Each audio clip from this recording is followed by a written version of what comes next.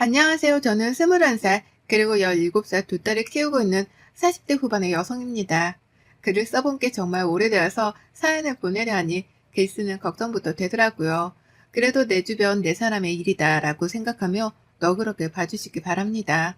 제가 곧 나이도 신이 되고 오래 산 건 아니지만 나름 힘들다고 하는 젊었던 시기도 겪어보며 여기까지 온 사람입니다. 가난한 시골에서 태어나 가난한 집안에서 부모님을 거두려는 장녀의 역할도 오래도록 해봤었고요. 공부의 끈을 놓지 않고 대학에 들어갔지만 다가온 현실에 부딪히며 또 돈을 벌고 고생을 하며 겨우 졸업을 해본 경험도 있습니다. 반에서 1, 2등 한다는 애가 소풍 갈 적에 도시락을 싸가지 못해서 혼자 구석에 숨어있다가 선생님의 도시락을 빌려 먹어본 적도 있었고요. 지금에 와서 생각을 해보면 눈물 몇 방울쯤 우습게 찔끔거릴 정도로 힘들었던 시절이 분명히 있었어요. 그래서였는지 결혼하고 지금에 주어진 저의 삶에는 누구보다 감사해야 하며 살고 있답니다. 이전만큼 배고픔을 느낄 여유도 없고 또 이전만큼 누군가의 눈치를 보며 숨거나 피해야 하는 처지도 아니니까요. 저희 남편은 전문직에 종사하는 사람입니다. 병원이나 법조 계열은 아니지만 자격증 하나 가지고 사무실 차려서 돈벌이를 제법 잘하고 있는 사업자예요. 이 사람의 친구가 운영 중인 법인 회사에서 제가 잠시 일을 했었는데요. 거기서 오고 가며 만난 남편이랑 눈이 맞아서는 어찌해서 결혼까지 하게 되었습니다. 저에게는 참 대단한 왕자를 만난 꼴이었지만 남편에게는 많이 기울어지는 여자를 만난 꼴이었죠. 그게 정말 찐 사랑이고 했을지라도 주변 사람들 눈에는 많이 답답하고 싫었을 겁니다. 저희 시댁도 마찬가지였고요. 시부모님은 저를 무척 반대하셨어요. 학력도 좋고 직장도 제 능력으로 들어가 일을 하고 있었던 거지만 딱 하나 아무것도 보잘것없는 저희 집안 자체에 대해서 많이 싫어를 하셨답니다. 그렇다 보니 저는 결혼을 하며 시댁 눈치를 많이 봐야 했답니다.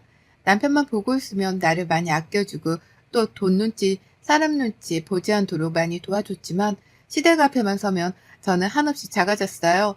분명 나는 더 이상 돈 걱정도 하질 않는데 시댁이라는 단어만 떠올리면 뭔가에 많이 속죄해야 하는 것만큼 답답하고 눈치를 보게 되었답니다. 그건 40대 후반이 되어 내일 모레 50을 바라보고 있는 지금에까지도 변한 게 하나 없었죠.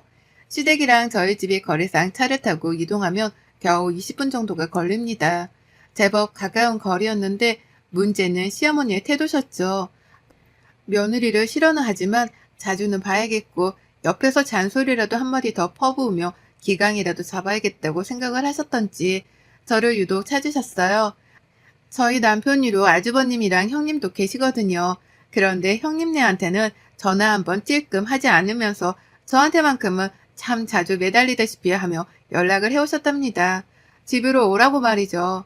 저희 아주버님은 남편이랑 비슷한 계열에서 일을 하다가 지금은 완전히 사업만 하고 계시고요. 형님은 그 일을 거들고 계세요. 결혼하며 들었던 건데 형님네는 저희 집과는 비교도 안 될 만큼 덕망 높고 돈도 많은 부유하고 좋은 환경의 집안이었습니다. 듣기만 해도 시부모님께서 정말 좋아라 하겠구나 라는 걸 지레짐작할 수 있었을 정도였습니다. 그리고 그 예감은 적중했어요. 결혼을 하고 나서 보니 시부모님, 특히 시어머니가 형님 눈치를 그렇게 보더라고요. 제가 시어머니 눈치를 보는 것 마냥 시어머니도 형님 눈치를 보는 겁니다. 그냥 명절에 며느리한테 전화를 한 번 하는 것마저도 해도 될까 하는 고민을 몇 번이나 하고요. 형님께 전화를 거는 정도였습니다. 저한테는 그냥 생각나는 대로 밤이든 새벽이든 전화를 해대는 분이 말입니다. 다 같이 모이더라도 당연하다는 듯이 저에게는 심부름을 시키면서 형님께는 단 한 번도 뭘 부탁하신 적이 없었어요. 물 한 잔조차 형님 앞에서는 직접 일어나 떠마시거나 굳이 멀리 있는 저를 불러내 떠오라고 시키시곤 하셨죠. 그렇다 보니 어느새 저희 관계는 참 우스워졌습니다. 갑 중에 갑이 형님이셨고요. 그 아래에 시어머니, 그리고 그 가장 밑바닥에 제가 있었죠. 형님도 저를 부려먹는 시어머니의 태도가 익숙하셨던지 어느새부턴가 저에게까지 심부름을 시켜대며 시모 노릇을 하려고 들었어요. 어느새부턴가 수저 하나 놓는 것도 저한테 하라고 시켜대더라고요. 시어머니는 그걸 보며 또 가만히 계시다 잔소리로 더 거들었습니다. 제가 그 사이에 딸들도 둘을 낳았는데 아이들이 어릴 땐 몰랐습니다. 그런데 아이들이 커서 말귀를 알아듣기 시작하고 나니 서서히 걱정되더라고요. 내 아이들이 할머니 집에 왔을 때 이런 꼴을 보고서 나를 어떻게 생각할까라는 걸 말이죠. 그리고 아니나 다를까 이런 걱정들은 모두 현실이 되어서 이제는 아이들이 할머니 집에 가는 걸 죽기보다 싫어한답니다. 가면 엄마 혼자 종년마냥 일을 하고 또 나이대가 비슷한 형님의 시중까지 받들며 힘들어하는 꼴을 봐야만 했으니까요. 남편 하나만 보고 살면 정말 저는 복받은 사람이었어요. 전보다 훨 좋은 환경에서 잘 살고 있는 게 분명한데 시댁하고 얽히기만 하면 저는 언제나 현실 파악을 하곤 했죠. 난 그냥 태생이 못나게 태어난 사람이라서 눈치 보는 팔자를 절대로 고치지 못하는가 보구나 라는 걸 말입니다. 그런 저를 보고서 안쓰럽지도 않은지 시어머니랑 형님은 갈수록 저를 대하는 태도가 기고만장해졌어요. 특히 형님은 저랑 동갑내기 딸자식을 키우면서도 단 한 번은 서로 공감하거나 위로해 주지도 않고 또 덕담이나 대화 자체를 진득히 주고받아 보려 하지도 않으시더라고요. 오히려 뜬금없게도 제가 좋은 대학을 나왔다는 것을 문제 삼으며 몇 번이고 제 자존심에 스크래치를 내셨답니다. 그 좋은 대학을 나와서도 결국 결혼해서 집에 붙어있지 않냐며 시어머니랑 이 말을 농담이라 뱉어내며 깔깔거리고 웃으신 적도 있었고요. 저희 아이가 학교에서 내내 전교 1, 2등을 놓치지 않으며 좋은 성적을 받아올 때에도 저희 남편이 자랑하는 말에는 침묵을 하고 계시다가도 제가 기분 좋다며 따라 웃으면 그래도 동서머리가 영 돌대가리는 아니었나 보네. 나는 막말을 퍼부으며 가소롭단 듯 웃어보기도 했어요. 남편이 놀라 돌대가리가 뭐냐고 되물으면 형님은 우리 도련님 또 사랑꾼 되셨네. 농담이에요, 농담. 라면서 웃으며 또 서둘러 자리를 떠버리셨죠. 저한테 똥을 투척하시고는 그냥 그 길로 사과 하나 제대로 안 하고 도망을 가버리신 겁니다. 이런 식으로 비아냥대며 기분을 망치고 자리를 혼자 떠버린 경우가 더러 있었어요. 늘 얼굴이 울그락불그락 시댁만 가면 저의 자존심은 여기저기 난도질을 당해 너덜너덜해지곤 했답니다. 그걸 위로하는 건 저희 남편이랑 애들이었지만 사실 좀 속상하기도 했어요. 남편은 왜 시댁에서 한마디도 제대로 못하는가 싶어 답답하기도 했거든요. 시댁에서 받을 재산이라도 생각을 해서 가만히 얌전을 떠는 건가 싶기도 했고 나를 정말 소중한 사람으로 생각해 주질 않는가 보구나 싶기도 해서 저 혼자 실망을 했습니다. 누구도 알지 못하게 혼자 쏘가리를 하며 사는 일이 많아졌고 그렇다 보니 더 이상 돈 걱정을 하지 않지만 마음고생은 한결같이 해오고 살았어요. 그러다 저희 큰아이가 작년에 수능을 칠 나이가 되었고요.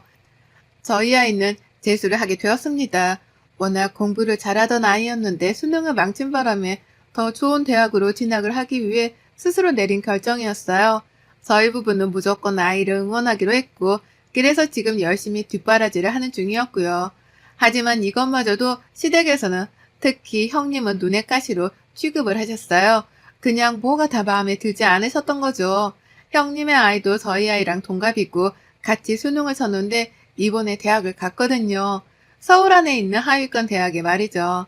형님이 저를 싫어하는 걸 아니까 형님 아이가 수능을 칠 때에도 그리고 대학에 붙었다는 소식을 들었을 때에도 저는 무조건 격려하고 칭찬하고 또 안부를 여쭙는 전화만 날렸습니다. 물론 형님은 저희 아이한테 그 어떠한 응원의 말씀도 해주려 하신 적이 없었으나 전 그냥 자식이 수험생이니 형님도 얼마나 떨리실까 싶은 마음에 아이한테 응원을 전해달라며 격려의 전화는 남겼죠. 초콜릿이나 수능여 선물도 직접 사다가 보내줬고요. 그렇게 진 수능이었고 형님 딸아이는 대학에 합격을 했는데요. 형님의 태도가 이상하더라고요. 저희 아이가 재수를 하는 것이 꼭 저를 닮아 모지리같이 구는 행동이라며 이해할 수 없단 반응을 보이신 겁니다.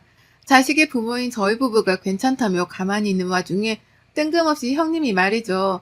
더 좋은 대학을 가려는 것 자체가 욕심이고 또 재수를 하게 한 제가 생각이 짧았다며 그 말을 시댁에서 시어머니를 앞에 두고서는 한참이나 중얼중얼 거리시더라고요. 공부를 잘하는 줄 알았는데 알고 보니 좋은 대학에 한 방에 붙을 만한 성적은 아니었다면서 그간에 그렇게 공부를 잘한다는 말만 늘어놓더니만 재수가 뭐야 재수야. 어머님 저 진짜 깜짝 놀랐잖아요. 라고 말씀을 하셨죠. 가뜩이나 우리 아이가 힘들까 싶어 걱정도 되고 미안함이 큰데 저를 앞에 세워두고 이런 소리를 주고받다니 전 정말 충격이었습니다. 그런데도 형님은 충격받은 제 얼굴이 안중에도 없었는지 막말을 계속해서 뱉었죠. 다음에 만나도 또 그 다음에 봐도 늘 재수하는 아이는 잘 있냐는 말과 함께 자신은 절대로 자식에게 재수를 안 시킬 거라는 비교하는 말을 내려놓으셨답니다. 우리 아이가 정말로 좋은 대학에 합격을 할까 싶어 불안하기라도 하셨던지 좋은 대학에 간다고 쳐도 재수를 한다고 낭비한 그 1년을 누가 보상해 주는데 난 진짜 동서가 이해 안 가. 라는 말로 나중을 대비한 쐐기를 박아놓기도 하셨고요. 저희 아이가 계속해서 모의고사에서 좋은 성적을 거두고 있었거든요.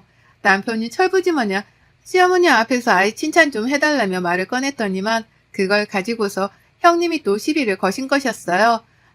하여간 부딪혀봤자 좋은 소리를 듣지 못했고 그래서 우리 사이의 거리는 절대로 좁혀지지 않았답니다. 저도 힘들게 공부하는 우리 아이 흉까지 보기 시작한 형님을 슬슬 용서하지 못하기 시작했고요. 그러다 이번 추석 저에게는 악몽과도 같은 시간이었습니다. 저희 집안에서 추석에 시댁부터 가는 건 당연했는지라 당연스레 시댁부터 찾았어요. 갔더니만 형님네가 먼저 계셨고 형님의 애들도 다 와 있더라고요. 아니나 다를까 자리에서 일어나 제대로 인사다운 인사도 하질 않은 채 앉아만 계시던 형님. 시작부터 기운이 껄끄러웠습니다. 늘 당해왔던 일임에도 불구하고 왠지 이번만큼은 느껴지는 분노가 꽤나 컸죠. 속으로 한숨을 팍 쉬면서 집안 눈치를 또 살피는데 어머님이 바로 부엌으로다가 저를 부르시더라고요. 가보니 명절 제사를 지낸다며 시어머니가 준비해 놓은 식재료가 한가득이었고요. 어머님은 당장이라도 요리를 하고 싶었으나 형님을 부르기는 눈치가 보였었던지 기다리다 제가 도착을 하자마자 저를 불러선 부엌에서 요리를 시작하셨습니다. 그렇게 저는 시댁에 도착을 하자마자 일을 했고 명절 요리를 다 끝내고 난 후 잠깐 쉬는 타이밍에 소파 끄트머리에 앉아있던 남편 옆에 앉았어요. 거실 한복판에 앉자니 형님이 자리를 차지하고 계셔서 살짝 불편했거든요. 그런데 형님이 고개를 돌려가면서 저를 찾더니만 거실 한복판에 앉으라며 저를 부르는 게 아니겠어요? 참고로 형님 나이는 쉰입니다. 나이가 반 100살인 어른이라고요. 진드역히 나이를 먹은 만큼 먹은 양반이 저를 거실 한복판에 앉으라며 불러 세워서는 TV까지 딱 꺼버리는 게 아니겠어요? 온 가족들이 다 보고 있던 TV를 꺼버렸으니 그 모든 시선들은 당연히 저랑 형님 두 사람에게로 향했답니다. 형님은 모든 시선이 우리에게로 향하자 그제서야 우리 수연이가 재수 공부하느라고 힘들 텐데 라는 말과 함께 TV 선반 옆에 있던 자기 핸드백을 직접 들고 오더라고요. 전 순간 기대를 했어요. 설마 재수하는 우리 아이한테 줄 선물이라도 준비를 해오신 건가 싶었거든요. 안 그럼 뜬금없이 TV를 보다 말고 그걸 꺼버리고서는 우리 아이 이름을 언급하며 가방을 들고 올 이유가 없었습니다. 그러니 전 남들이 그렇듯이 당연하게 선물을 기대했어요. 그럴 사람이 아니라는 걸 잘 알았지만 그 순간만큼은 분위기가 딱 그랬습니다. 저희 남편도 뭔가 받을 게 있는 건가 싶었던지 기대를 하고서는 자리에서 일어나 제 쪽으로 다가와 같이 앉아버렸고요. 그런데 소리가 이상했습니다. 이상 야릇했어요. 선물이라는데 재수를 하는 아이한테 줄 선물인 줄 알았는데 소리가 굉장히 부스럭거리면서 요란스럽더라고요. 그냥 요란스러운 게 아니라 무슨 플라스틱 과자 봉다리를 마지작거리는 와중에 뭔가가 부스러지는 듯한 소리까지 나는 듯이 부산스러웠습니다. 순간 신경이 곤두서다 못해 이게 뭔가 싶은데 형님의 가방 안에서 나온 그 무언가의 정체를 보자마자 전 소스라치게 놀라며 외마디를 뱉어내고 말았습니다. 아, 라는 탄식 말입니다. 그건 바로 미역이었어요. 네, 애 낳고 먹는다는 그 미역 말입니다. 시험을 앞둔 수험생에게는 미끄러진다는 속성 때문에 선물 중에서는 최악으로 꼽힌다는 그 미역 말이죠. 어린애가 미역국을 뜬금없이 먹을 것도 아니었고 그렇다고 미역을 특히나 좋아하는 애도 아니었는데요. 하고 많은 선물들 중에서 미역을 골라와 선물로 주려고 했다는 그 사실에 저는 재차 생각할수록 경악을 금치 못했답니다. 웬일로 형님이 저를 먼저 불러서는 딸아이까지 언급을 하며 가방을 찾아오길래 대단한 선물 혹은 현금이라도 줄 줄 알았다며 제 옆으로 쫄래쫄래 다가왔던 남편. 하지만 형님 가방 안에서 미역이 나오는 걸 본 순간 제가 내뱉은 탄식에 이어 남편도 바로 참! 이라는 허무하단 한숨소리를 쏟아내며 당황해 어쩔 줄을 몰라 했죠. 그 순간만큼은 저희 부부가 모두 다 딸의 편이 되어서 이러한 무례를 범한 형님의 태도에 순간적으로 화가 차올랐네요. 공부한다고 가뜩이나 힘들어하는 아이인데 이게 무슨 역 같은 경우냐 싶었던 거였죠. 그리고 그제서야 알았습니다. 형님이 눈치 없는 척을 하면서 우리 도련님도 기대를 했나 보네. 내가 수연이 주려고 챙겨온 건데. 라는 말과 함께 가방 속 미역을 완전히 꺼내다가는 제 앞에 놓아주셨거든요. 근데 그걸 자세히 보니까 먹던 미역이더라고요. 색을 사왔어도 잘했다고 칭찬을 해줄까 말까 하는 와중이었는데 자신이 집에서 먹다 남았던 미역을 그 인공 포장지 안에 그대로 담아서는 가방 안에 꾸겨 넣어서 들고 온 겁니다. 뒤에서 시어머니란 사람은 그걸 보고 피식거리며 웃기까지 하고 있었고요. 순간 이 사람들이 괴물들인 줄 알았어요. 본인도 얼마 전 수험생의 엄마여서 미역이 선물로는 최악이라는 걸 잘 알고 있었을 텐데도 일부러 저에게 엿을 먹이겠다고 굳이 재수하는 딸까지 건드려 열불이 나게 한 것이었죠. 그러니 남편도 이것만큼은 더 이상 참기 힘들다 싶었던지 이걸 공부하는 애들 중에서 누가 먹는데요? 참 형수님도. 라면서 형님을 향해 분노의 레이저를 쏘아대기 시작했습니다. 그리고 저는 이때다 싶어 남편의 행동에 불을 끼얹었죠. 그간에 저 무시하고 까내리고 했던 것들 다 괜찮아요. 뭐 원래 인성이 그 정도밖에 안 되시는 분이시구나 싶어서 제가 그간 참고는 살았습니다. 근데 이건 아니죠. 지금도 독서실 가서 힘들게 공부하고 있는 애가 무슨 잘못이 있다고 이런 추태를 벌이세요? 라고 형님께 쏘아 물었어요. 웃음기 하나 없이 살기 가득한 표정으로 말이죠. 남편도 제가 한 말에 가슴이 아프고 감동이었던지 딸을 지켜보겠다며 자리에서 벌떡 일어나 당장 그 미역을 쓰레기통에 가져다 버렸고요. 그러다 형님은 아주 당황을 하며 말씀하셨어요. 내가 뭘 잘못했다고 부부가 같이 나서서 이래? 내가 기껏 생각해서 챙겨왔구만. 부부가 참 너무하네. 라면서 혼자 착한 척, 신경 써준 척은 다 하면서 오히려 저희를 비난하시더라고요. 오버하는 중이라는 말까지 하셨답니다. 그러니 저는 내가 오버를 하는 건가 싶다가도 도저히 용납이 되질 않는 형님의 말씀에 결국 화를 터뜨리고야 말았어요. 거참, 나이값 좀 하고 사세요. 반백살 먹은 양반이 유치하게 뭐하는 짓이야 이게? 정말 수준 낮아서 더는 같이 상종을 못 해주겠네. 라는 말과 함께 자리에서 벌떡 일어나 버렸습니다. 그리고는 남편이 쓰레기통에 가져다 버렸던 그 미역을 다시 꺼내 가져와서는 거실 한복판에서 난리를 쳤죠. 미역을 손으로 부시고 쪼개고 바닥에 떨어뜨려 발로 밟아가면서 시댁을 개판으로 만들어 버렸답니다. 난리부르스로 떨었어요. 형님께는 사과란 말도 안 했어요. 어차피 그 성격에 사과 따위는 없다는 걸 제가 누구보다 잘 알았거든요. 기대하는 게 없었기 때문에 사과는 바라지도 않았고요. 전 단지 제가 지금 너무 화가 나다 못해 감정을 다스릴 수가 없으니 내가 미치면 얼마나 미치는지에 대해서 보여줘야겠다는 생각뿐이었습니다. 그래서 멀쩡한 미역을 갖다가 형님이 보시는 앞에서 미역을 부셔다가 버려댔죠. 정말 한순간에 시댁은 시커먼 것들이 사방팔방에 뿌려져서 난리였어요. 딴 게 아니라 이게 바로 개판이구나 싶었습니다. 남편은 흥분한 저를 말려야겠다 싶으면서도 속이 시원하긴 했던지 슬그머니 바닥에 떨어진 미역을 발로 차버리더라고요. 그건 정말로 제 남편이 미역을 갖다 버린 것에 이어서 할 수 있는 최선의 방법이었기에 전 흐뭇해하면서 내버려뒀어요. 그리고 그난리가 난 시댁을 뒤로한 채 제사상이고 뭐고 아무것도 도울 생각을 안 한 채 집에 가고자 남편을 불렀습니다. 갈 준비를 하라고 말이죠. 시어머니는 그제서야 앞에 나서서 어딜 가냐며 절 붙잡으려 하셨어요. 제가 가버리면 집안에서 제사를 도울 며느리가 없었기 때문에 혼자 그 개고생을 다 하셔야 했거든요. 그게 겁이 났던지 제가 가면 안 된다는 걸 아시고는 어떻게든 붙잡으려 하셨는데요. 전 그런 어머님을 뿌리치고선 급기야 다시는 시댁에 찾아오질 않을 테니 알아서들 친목 다지며 잘 지내라는 말을 통보해 버렸답니다. 둘째 며느리는 이제 없는 취급하고 사셔도 된다고 하면서 말이죠. 그 순간 시어머니의 눈동자가 흔들리는 게 보였습니다. 저를 자꾸만 힘들게 하면 이런 상황이 올 거라는 걸 예상하지 못했던 건지 놀라다 못해 충격을 받은 표정이시더라고요. 하지만 상관없었어요. 아무 미련 따위도 남지 않은 시댁이었습니다. 저런 통보를 하자마자 뒤도 돌아보지 않고서 집을 나와버렸어요. 이제는 다시 안 찾아봐도 된다는 생각에 괜시리 속이 시원해 하늘을 한번 올려다봤고요. 뒤따라 차키를 들고 남편은 저를 집까지 바래다 주고선 다시 시댁으로 돌아갔습니다. 제사를 지내긴 지내야 하는데 와이프한테 같이 있어달란 말은 차마 못하겠었다고 하더라고요. 그래서 집으로 바래다 주기로 했다고 말이죠. 또 그와 동시에 남편은 말했습니다. 잘했어. 오늘 정말 잘했어. 그 난리를 피웠으니 다신 형수님도 말을 함부로 못하실 거야.